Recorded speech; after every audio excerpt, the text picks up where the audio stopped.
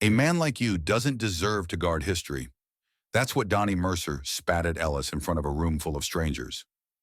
No defense, no backup, just a quiet garage owner standing alone as judgment rained down. But what they didn't know was what waited beneath the concrete, a forgotten legacy. 34 secrets buried in steel and dust, and a key that could unlock far more than just a door. Before we dive in, let me know. What time are you listening to this and where are you?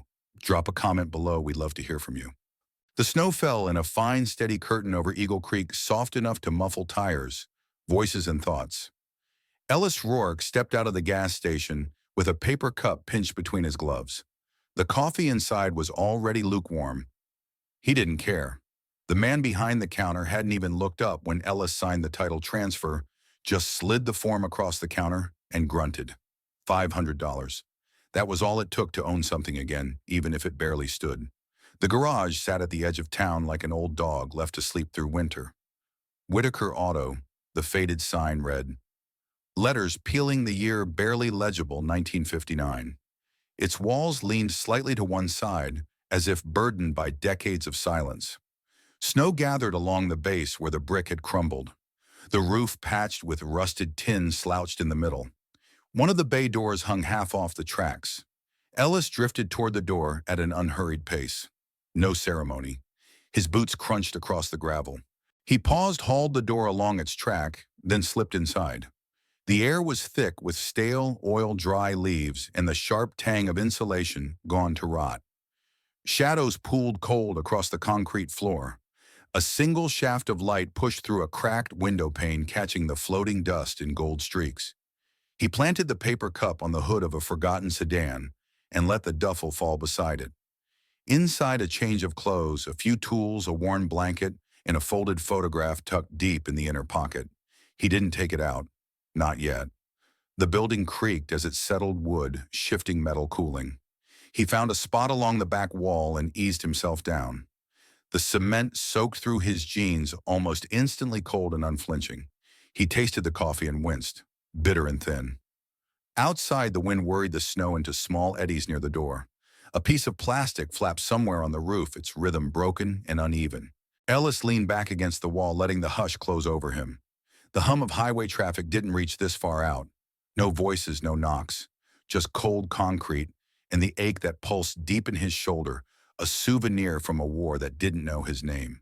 Fingers brushed the edge of the photograph, still hidden. Eyes fixed on the half-lit ceiling, blinking slower.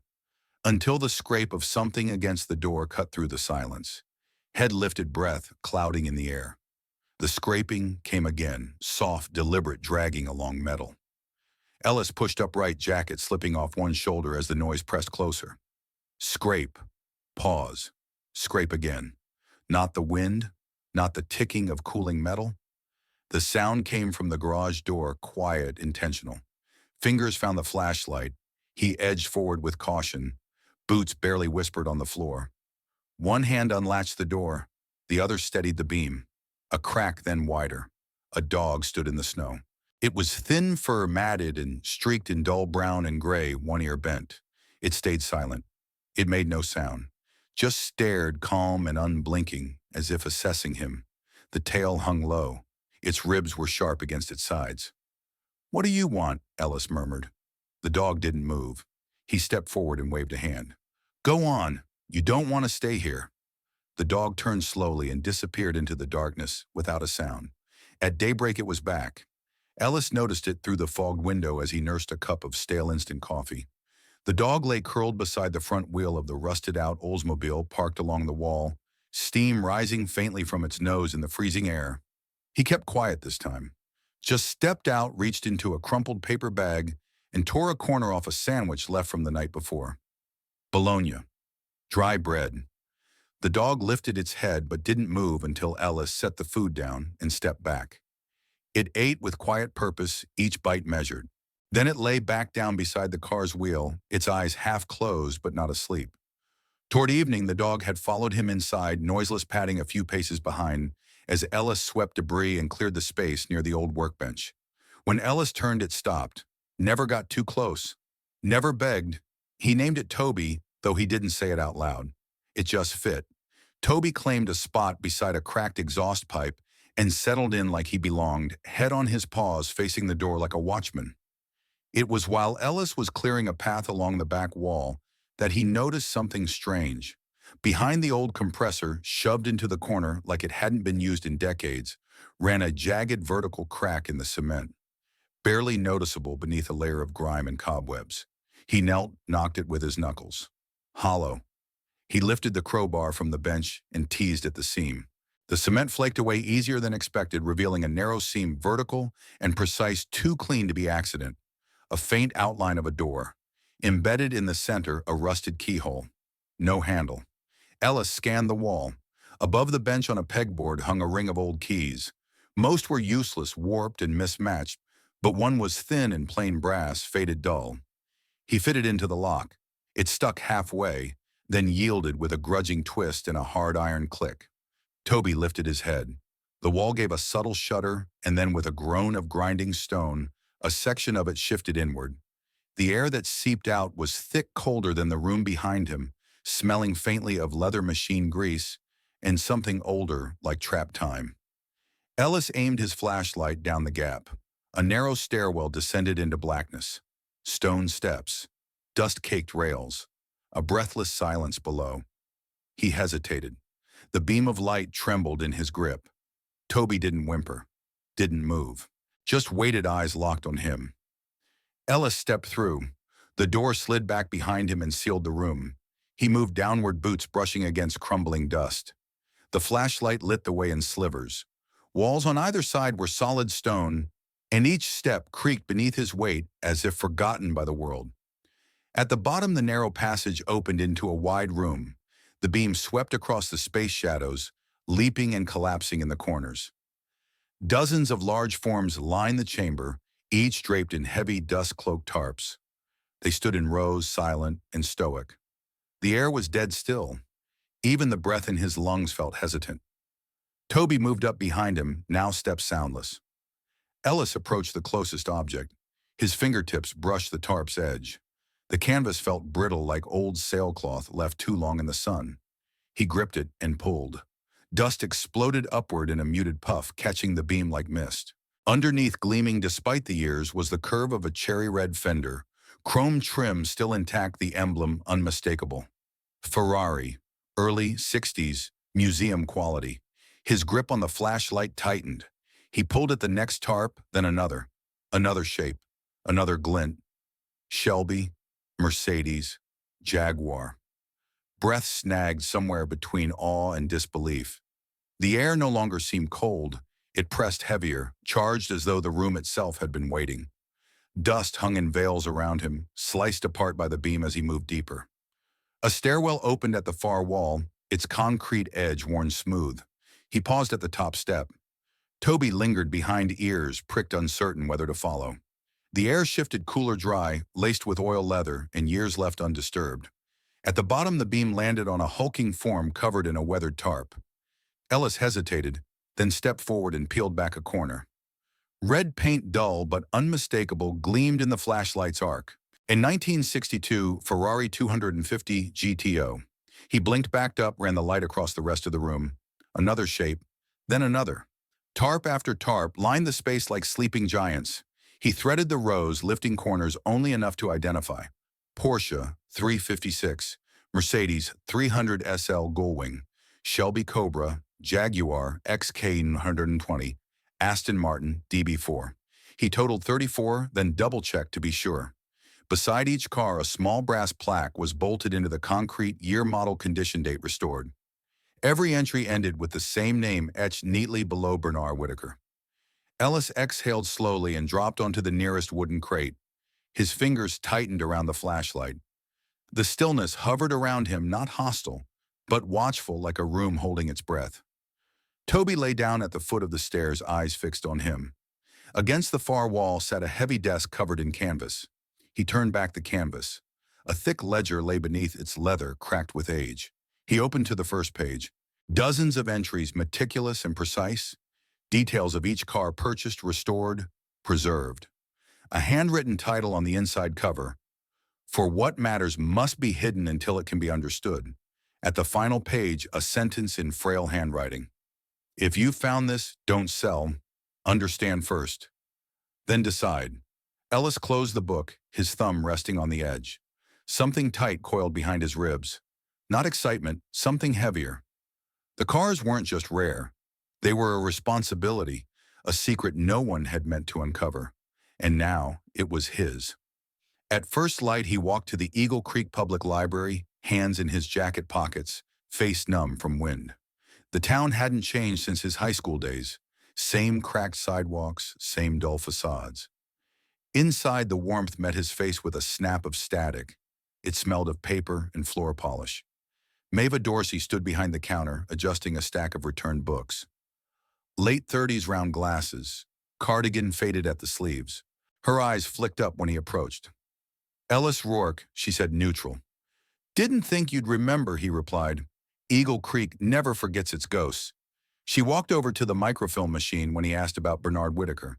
They sat in silence as she loaded reels, her fingers practiced precise. No, Will Ellis asked, frowning at the empty result on screen. Nothing recorded in the county archive, she said. Just the deed. Garage passed into default when he died. No heirs. Ellis hesitated. He didn't mention the basement. Just watched her scan a few more entries. You said he was private, more like invisible, she said, tapping the screen. Stopped showing up in public years before he died. People said the war broke him. Others said money did. He glanced at her. Money. Mava shrugged. There were rumors that he had a collection, but no one ever saw it. Just stories passed around at the diner. When she turned back to him, her expression was sharper. Why are you asking, Ellis? His jaw tightened. Just curious. You're not the curious type, she said. You're the don't talk unless it bleeds type. He stood. Thanks for your time. She didn't stop him, but her voice followed him before the door closed. If he left something behind and it's valuable, you better find out who else knows. The wind hit sharper as he crossed the lot back to the garage without a glance behind. Toby waited by the door tail, twitching. The key scraped in the lock, metal protesting. Inside, silence greeted like an old friend until headlights swept briefly across the far wall. A pickup drifted past, moving slower than it should. He wiped grease from his hands, watching from the corner of his eye. It didn't stop, just coasted by like a fisherman dragging line through still water. 15 minutes later, another rolled through. By noon, 3 more, none familiar. In a town like Eagle Creek, that meant something. Word had started to leak. Inside the diner, folks were whispering over their coffee mugs, leaning in closer than the heat required. Someone had seen a man, tall, scruffy, mid-30s, going in and out of the old Whitaker garage. Someone else claimed he was hauling out crates. Another swore he saw lights glowing beneath the building at night. Come Thursday, the tale included Gold Bar's war loot and a hidden bunker full of cash. That afternoon, Ellis spotted a young man across the street from the garage. Hoodie camera slung low across his chest. He didn't look like pressed too nervous. He clicked off a shot, then pretended to tie his shoe. Ellis stared from behind the glass. Toby let out a short, quiet bark. At daybreak, Ellis returned to the basement with Toby. The flashlight beam glided across polished curves and brass plaques. The air tasted metallic old. He moved to the Jaguar XK120 near the far wall.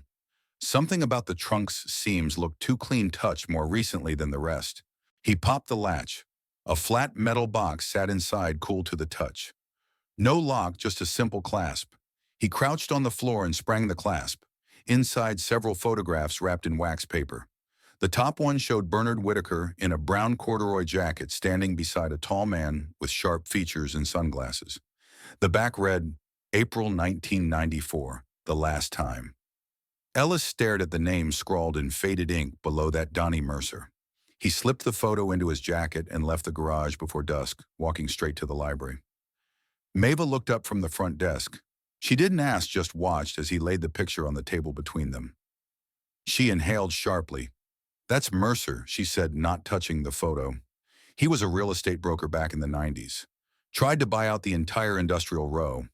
Said he had plans to redevelop it, turn it into a shopping center or something like that. But Whitaker never sold. Fought him for years. What happened to him? Still around, she replied, voice lower now.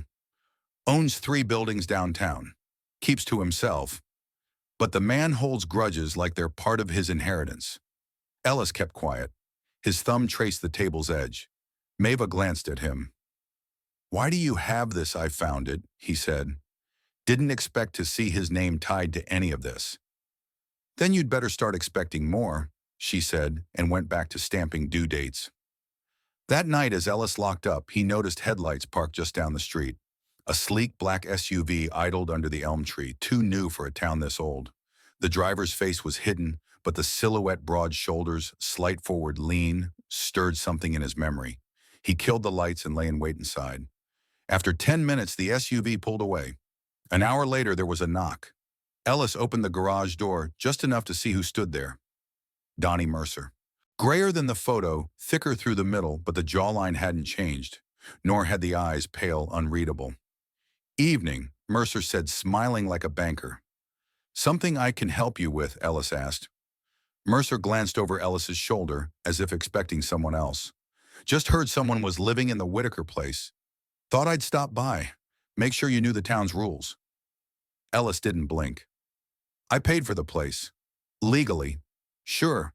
And I'm sure you've read all the fine print." Mercer chuckled, stepping back. "Thing is, places like that, they come with shadows. People see lights movement, makes them wonder. Some folks even say there's something buried beneath. Nonsense, of course." He looked Ellis in the eye. "But if someone were to find something that didn't belong to them, it's best they understand that not everything forgotten stays forgotten. You understand." Toby had stepped beside him now, silent, fur bristling. The dog let out a low growl, barely audible. Mercer didn't flinch, but the corners of his mouth flattened.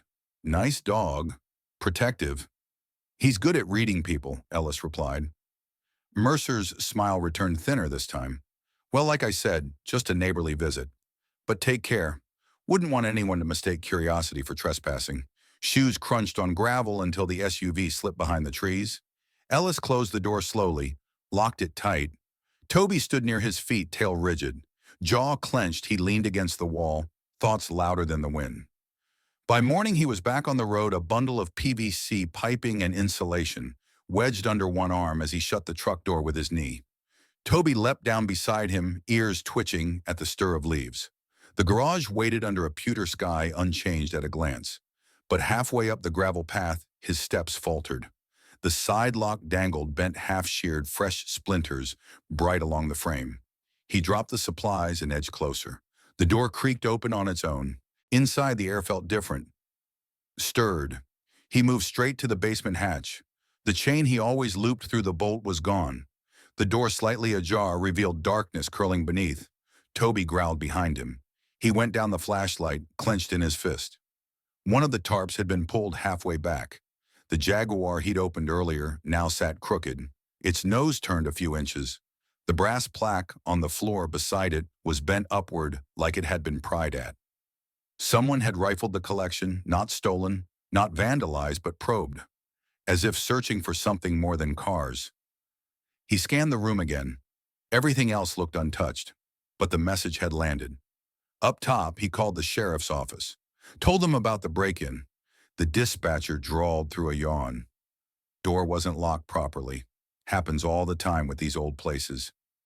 "I didn't leave it unlocked." "Well, no security footage, no witnesses.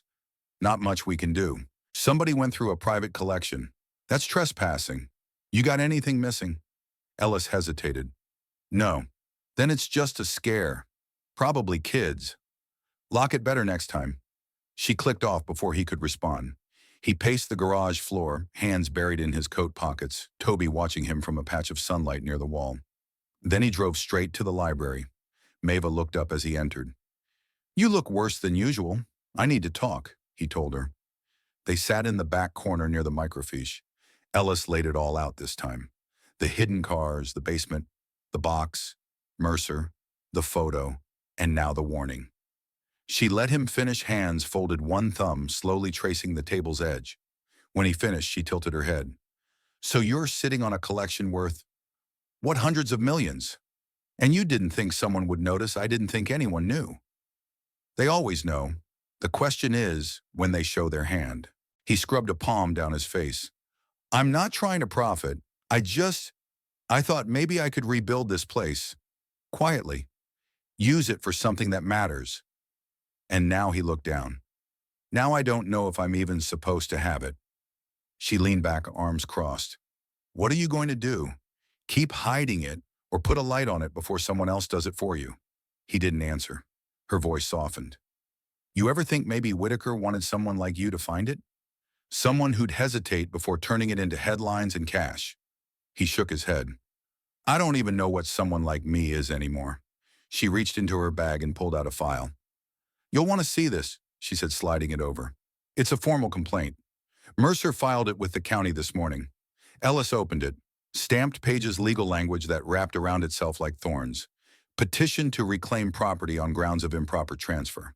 Mercer was claiming Ellis had no right to the garage, that the absence of a will meant it should revert to the county, and that he, Mercer, had filed intent to purchase before Ellis ever showed up. Ellis flipped to the signature line. There it was in heavy blue ink. Donald H. Mercer. He's trying to take everything, Ellis muttered. Maeva nodded. You have a fight on your hands. I thought you were a librarian, he said. I am, but before that I practiced law. Property mostly. Gave it up when I realized the courtroom only helps people who already have power. Can you still help? She took a long breath. I'm not licensed anymore, but I remember how to ask the right questions, and more importantly, how to stall. Ellis leaned back in the chair, staring at the fluorescent light above them. The hum was louder now. Maeva stood. Come back tomorrow. We'll look into Mercer's filings. If he forged anything, we'll find it. But you need to be ready, Ellis. For what she gave him a look he hadn't seen before. Steady, almost respectful. To stop acting like you have nothing to lose. Outside, the wind picked up. Leaves scraped across the sidewalk. A dark sedan idled 2 blocks down. Ellis glanced at it only once before walking toward his truck. At opening light, Maeva met Ellis at the library before the doors officially opened. She wore a navy coat with a faint coffee stain near the sleeve and carried a manila folder so worn it looked like it had passed through 3 decades. I found this last night, she said, voice low, buried in the town archives. It wasn't filed. No notary stamp. No witness line. She handed it to him, but it's in Whitaker's handwriting. Ellis smoothed the paper open with deliberate care. Faded blue ink, steady cursive. The date at the top, July 18th, 1998. The text was short, to whom it may concern. If this place, my garage, my machines, my ghosts should outlast me, then let it belong to the one who didn't walk away. A man who stays when it's easier to leave earns what I've left behind. Signed Bernard Whitaker. No legal signature. There was no attorney's letterhead. But the paper smelled faintly of oil and cedar, like it had lived in a drawer near the shop floor. It won't hold in court, Maeva said. Not alone. But if we can find someone who saw him write it, anyone who heard him say those words, we might refile the ownership claim. Reopen the probate process. Ellis tapped the page. He wanted someone like him to carry it on. Maeva nodded. Or someone willing to bleed for it. He settled into the chair. Mercer's not going to let go. No, he's doubling down. Called in a private firm. They'll comb everything from zoning to the dust mites in your walls. Ellis worked his jaw stubble, rasping under his palm. There's a man in the photo with Whitaker. He wore a veteran's pin, same as mine. Might have been a Marine. Could be someone who knew him well enough to witness this. You still have that picture? He nodded. It's back at the garage. She stood buttoning her coat. Then you'd better find out who he is. Fast. Rain came on just as they stepped outside, a fine mist that turned the sidewalk slick. Toby waited in the truck bed, tail thumping once as Ellis approached. At the garage again, he set the photo on the workbench beneath a yellow shop light. The man beside Whitaker had a square jaw, thick glasses, and a slight stoop. The veteran's pin gleamed on his collar, half covered by a coat lapel. Ellis searched his mind for the details where the photo had been taken. There was a faded neon sign in the background. Barlow's Garage, not Whitaker's place, a different shop, maybe nearby, maybe a friend's. He reached back into the box and drew out a second photo he hadn't noticed before. It showed the same man, this time in uniform, standing beside a younger Whitaker near a line of jeeps. The back read, Kuwait 91, Mornings in Sand and Steel. Ellis swallowed hard. He had been there too, though years later. Different country. Same kind of silence. He followed the stitched letters on the man's chest, R.H. Benning. Maeva came up beside him. That's your key. Find this man. If he's still alive, he may be the witness we need. You think he's local if he was with Whitaker. That often he didn't live far. I'll ask around the VFW post. Somebody might recognize the name. She watched him for a moment. You really think you're the kind of man Whitaker was writing about? I don't know what kind of man I am anymore. You're the kind that didn't run when you had nothing to lose. That counts for something. He met her gaze. You keep surprising me. I get that a lot, she said, and walked off toward the door. That night, Ellis and Toby stood outside the garage. The clouds had broken just enough to let moonlight slip between them, falling across the gravel like spilled milk. The basement light glowed faintly below, casting soft amber up through the cracks of the floorboards. Toby shifted at his side, ears twitching. Ellis didn't move. Not yet. Something in the air had changed. Not fear exactly, more like pressure. As if the building itself was watching, waiting to see which way he'd lean. He adjusted his coat, pulled the photo deeper into his pocket, and stepped toward the door. The next evening, he found himself in the Eagle Creek Cultural Center, the folding chairs a jumbled metal plastic one braced with duct tape, yet the room stayed crammed. Faded portraits of war heroes and civic leaders stared from the wall's frames slightly askew. Ceiling fans turned slowly overhead, stirring the smell of burnt coffee and old carpet. Ellis kept to the back, fists tucked in his jacket, shoulders cinched. Toby waited outside, leashed to a post near the parking lot, tail curled around his body. The room thinned to quiet as Donnie Mercer stepped onto the raised platform. He adjusted his tie-striped burgundy and navy, too crisp for a man pretending to care, and leaned toward the mic like he'd done this 100 times before. Ladies and gentlemen, he opened, voice carrying an easy polish. I want to speak plainly. We've all heard the rumors, a so-called discovery, treasure in the ground. But what we haven't heard, what's missing, is the truth. He let silence hang over the rows. A man arrived here out of nowhere. No family, no title, no legal claim. And now he occupies a garage that legally belongs to the county, potentially houses assets worth millions, and we're expected to trust that he, what just wants to restore it out of kindness. A low stir moved through the crowd. Someone cleared their throat. A woman near the front looked down at her folded hands. He's a veteran, a voice muttered near the back, barely audible. Mercer smiled as if he'd rehearsed it. And we thank him for his service. Truly. But service doesn't excuse trespassing. Service doesn't rewrite ownership. Ellis drew in air and stayed put. He could feel eyes slide toward him. No one raised a hand. No one interrupted. Mercer gestured toward the exit doors. If we allow anyone to claim what isn't theirs, what kind of precedent are we setting? Sentimentality is not a substitute for law. The applause started slow, awkward. Then it picked up. Ellis didn't wait to hear the rest. The hinges complained as he pushed into the evening air. Street lamps blinked on in staggered rhythm, tossing weak light across the gravel lot. Then he saw Toby. The dog crouched by the back tire of Ellis's truck body, jerking at each breath. A rock-small, sharp edge lay beside him, streaked with blood. Ellis dropped to his knees, voice caught in his throat. Toby licked his handtail, thumping weakly once, then stopping. God. He scooped the dog into his arms and walked across the lot, boots crunching against scattered pebbles. No one followed. No one said a word. Behind him, the applause faded into indistinct chatter and laughter. At the garage, he set Toby on a worn blanket near the workbench. Cleaned the wound gently. Just a graze, not deep, but it had shaken the dog and Ellis in a way that went beyond pain. He slid down on the concrete beside him, braced against the cool steel of a rusted compressor. The hum of the town was a distant throb, now dulled by walls thick with history and silence. His head dropped into his hands. For the first time in weeks, the tension didn't hold. It sagged into despair. I don't belong here, he said under his breath, unsure whether he meant Eagle Creek, the garage, or the country he'd come back to.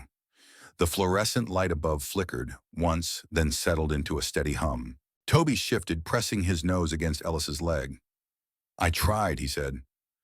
I didn't come for any of this. I just needed somewhere to stop disappearing. He looked toward the basement door, still closed, but the air around it felt charged, like the whole structure had paused to listen. Maeva's words echoed in his head. If you stay silent, it won't just be the law that takes it. Greed will. Ellis clenched his jaw, staring at the floor until the details blurred. The bolt heads, the oil stains, the small scatter of glass from a bulb he'd broken days ago and never cleaned up. "I'm not Bernard Whitaker," he said aloud. No answer came. Just the ticking of an old clock on the far wall, counting off a silence so dense it nearly cracked his ribs. He looked down at Toby. The dog met his gaze, not broken, just tired. Like he understood something Ellis hadn't yet admitted. He pushed himself up, knees stiff, a drag of weight in every joint. His fingers brushed the edge of the workbench, found the photo again, the one with the man in uniform with Whitaker. The light in the basement glowed faintly again. Not an invitation. A reminder. Ellis opened the door. Maeva came straight in. The garage door sighed as she eased in, jacket zipped to her chin, rain-wet boots darkening the concrete. She held a small black box in her gloved hands. "I found this in the Cobra," she told him, breath fogging in the cold. Tucked behind the spare tire, well inside a sealed compartment. It wasn't in any of the paperwork or diagrams. Ellis looked up from the workbench where he'd been cleaning the carburetor of a Triumph TR3. His fingers' paws coated in oil. The look in her eyes said it wasn't just another part or document. He wiped his hands, motioned to the far corner, where a dusty laptop sat unopened for weeks, its charging light blinking faintly, like a tired eye refusing to shut. They settled on a pair of crates, the laptop between them, the drive ticking to life. The screen held black. Then it brightened. A video window popped open, time-stamped April 22nd, 2003. Whitaker appeared. Not in a suit, not in public. Just him sitting at the wooden desk deep in the garage's basement, the same table Ellis now used to spread out old invoices and bent tools. He wore a plaid shirt sleeves, rolled-up glasses slipping down his nose. The lighting was dim, but the old man's face looked more alive than any photo had captured. He bent toward the camera and spoke directly. "If someone's watching this, it means you found the basement, and you left it intact. That matters more than you know." Whitaker reached off camera, then set down a leather-bound notebook, the one Ellis had already found weeks ago. "I had lawyers, accountants, vultures with polished shoes. Every one of them said, sell it off piece by piece, make a foundation, name it after yourself. But that's not why I built this." He paused, his expression, softening, voice lowering. "I stored these cars, this history, not for fame, not for collectors, but because they meant something. The work, the hours, the people who touched them. They were more than machines, they were stories. And stories need caretakers, not showmen." Maeva inhaled. Ellis inched closer. Whitaker pointed toward the lens as if reaching out across the years. "So if you're here and you kept the locks closed and you didn't run screaming to the news or start cataloging for auction, then maybe you have what it takes. Not a clean record, not fancy degrees. Just a spine, a pulse, a damn heart." He smiled faintly, tired but proud. "You don't need to be perfect. Just steady."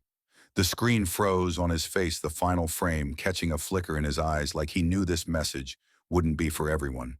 Just someone. Someone stubborn enough to stay. Maeva murmured, "That's testimony." Ellis stared at the screen. A film of dust caught in the glow. He didn't speak. His hands rested on his knees, still marked with grease nails blackened with grit and work. But something in his posture shifted. Not straighter, not proud, just rooted. He tapped replay and ran the final minute. Watched Whitaker's words land differently the second time. Not louder, deeper. As it finished, he shut the lid. Maeva pulled a small flash drive from her coat and copied the file. "This can stand in court," she noted. "Not alone, maybe. But with the photo, the letter, the cars untouched, it builds a case." Ellis didn't answer. His gaze drifted toward the back of the garage, where Toby still lay, curled on a blanket. The dog's ears flicked once, then settled again. Maeva watched him. "You don't have to decide tonight." "I already did," he murmured, then shook his head slightly. "I just didn't have proof that someone would have backed me if I said it out loud." The hard drive ticked once as it spun down. Outside, the wind pressed against the aluminum siding. Somewhere in town, a siren wailed faintly in the distance before tapering off. Ellis rose, walked to the door, and stared out. The town hadn't changed. The street was still cracked. The neon from Charlie's diner still buzzed a block away. But the weight in his chest wasn't just his anymore. It had been handed to him. Passed, not claimed. Maeva glanced at the laptop, then at him. Now we pushed back. He nodded once, almost imperceptibly, as he reached for the breaker switch to kill the lights in the basement. The glow died behind him. All that remained was the echo of a man's voice tucked into digital grain and silence. 2 days later, the truck rolled north with Toby breathing in the back seat, the heater droning low. Ellis kept one hand on the wheel, the other balancing a creased photograph. Whitaker and Otis shoulder to shoulder, grease-stained smiling, like they just pulled off a miracle. Snow thinned across the plains, then thickened again as Bozeman came into view. The town wore slush and wood smoke like an old coat. When he knocked the door open to Otis Barringer in a flannel shirt too thin for the cold jeans, stained at the knees, eyes narrowing as they landed on the photo in Ellis's hand. "Didn't think I'd ever see that picture again," he told him, squinting at the print in Ellis's hand. "You Rourke's boy." Ellis nodded. "Your dad was a hell of a man. Saved my sorry ass in '88. Whitaker, too. We were ghosts in places people never talked about." "Come in." The trailer held the tang of motor oil and lemon furniture polish. Otis made coffee thick enough to stand a spoon in, then lowered himself onto a squeaky armchair. He took the photo again, traced Whitaker's face with a callous thumb. That day he murmured. He'd just finished writing that letter. "The one you found, I reckon." He wrote it as a will, Ellis said, but never signed it in front of anyone. Otis shook his head, said it wasn't about lawyers, said if someone ever found those cars and didn't gut the place, that would be proof enough. Maeva leaned forward. "Would you be willing to testify to that? In court?" The old man let out a dry rasp of a laugh. "You think I've got time left to play games? Hell yes, I'll stand by him. He trusted me, and I trust what he meant." "That enough for a judge?" Ellis's fingers curled slightly. "It might be." Before they left, Otis saw them out to the car. Snow had started falling again, slow and deliberate. He placed a hand on Ellis's shoulder. "Your father talked about you. Said you were the quiet kind like him. Stubborn, thoughtful. He'd be proud of what you're doing." Ellis didn't answer at first. Something in his chest moved, something that had been quiet for too long. Not just memory, permission. They headed south beneath pink-violet twilight that stretched across the empty highways. Ellis caught his reflection in the side window, unshaved jawlines deepening under his eyes. But there was something else, steadiness maybe, or the start of it. He thought about the nights after his discharge, how he'd slept in the back of a truck for weeks, not because he had no home, but because he didn't want one. How he used to count every second between heartbeats just to prove they were still happening. Now he didn't feel the need. In Eagle Creek again, the garage waited under frost-heavy dusk. Maeva gave a small nod and walked off toward her car, giving him space. Ellis unlocked the side door.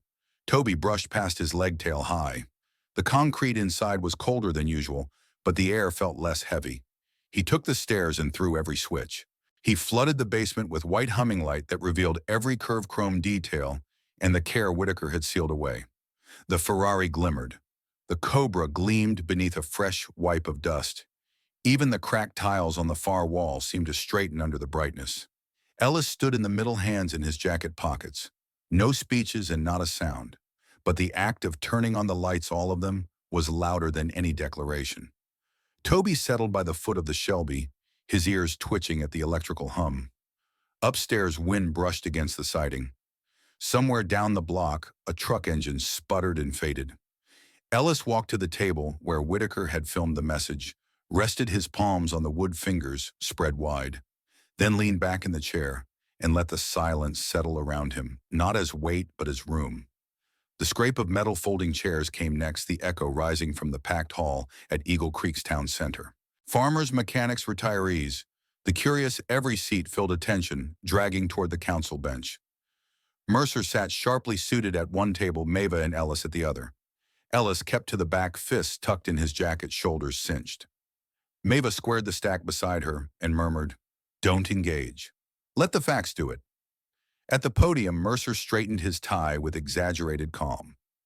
Ladies and gentlemen of the council, he opened voice, carrying an easy polish. This is a matter of rightful ownership and civic responsibility. The property known as Whitaker Garage has no legal heir. The man seated over there has occupied it without verified claim, potentially concealing assets of immense value. A shuffle of voices moved through the crowd. Mercer let silence hang over the rows before continuing. Mr. Rourke has no deed, no blood relation, no standing. And if the council refuses to act, we set a precedent that squatters and scavengers may profit from disorder. A held pause followed. Council Chairwoman Hazel Brinley nodded toward Mava. Ms. Dorsey Mava stood and brought only the USB drive and a yellowed sheet of paper. We have three things to submit: a written note in Bernard Whitaker's hand, a video testimonial, and a first-hand witness who can attest to the intent behind the property's preservation. The lights dimmed. The video played. Whitaker's weathered face appeared on-screen, eyes steady beneath the flickering basement light. If you're watching this, you found the cars and left them untouched, he said, which means you understand they're not just machines. They're memory. They belong to someone who won't sell them off to the highest bidder. If that's you, you have my blessing. A pause. You don't need a perfect record. You need a steady heart. As the lights returned, quiet lingered. Then Otis pushed to his feet and made his way forward, steps stiff. Name's Otis Beringer, he said. I served with Whitaker. I saw him write that note. He told me plain and simple this place should go to someone who wouldn't destroy it. That's what Ellis has done. Kept it safe. Hazel adjusted her glasses and looked to Mercer. Do you contest the authenticity of the video or the testimony? Mercer's mouth twitched. A video proves nothing. It could be fabricated. The letter has no signature, and the witness didn't sign anything either. Gasps rose, a few claps followed, and Mercer snapped a folder shut without a word. But the current had shifted. An older man in plaid stood slowly. That boy never sold a part, never boasted. We've seen folks come through town always chasing fast cash. He ain't like them. Then a younger woman, he patched the fence behind my store without asking. Just did it.